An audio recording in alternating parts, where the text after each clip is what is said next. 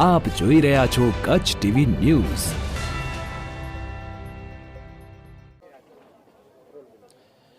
કચ્છ જિલ્લાની અંદર 2500 કરતાં વધારે ટીબીના જ્યારે દર્દીઓ છે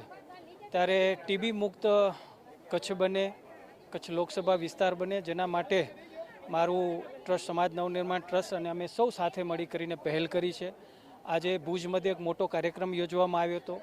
ટીબી હોસ્પિટલ અને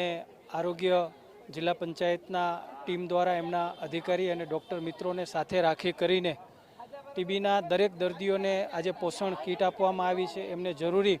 દવાઓ પણ આપવામાં આવી છે અને દર મહિને, 2 મહિને, 3 મહિને અને 6 મહિના સુધી અમે એમની ચિંતા કરીશું અને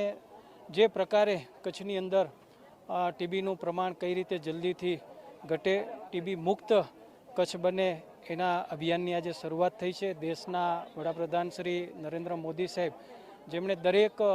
સાંસદોને આહવાન કર્યું છે કે દેશની અંદર પણ, ભારત દેશ પણ ટીબી મુક્ત બને, જેના માટે સામાજિક સંસ્થાઓ અને જનપ્રતિનિધિઓ, ચૂંટાયેલા સૌ આગેવાનો આગળ આવે અને જેના ભાગરૂપે આજે કચ્છ જિલ્લાની અંદર પણ આપણે પહેલ કરી હતી અને મોટો કાર્યક્રમ અહીં યોજ્યો હતો।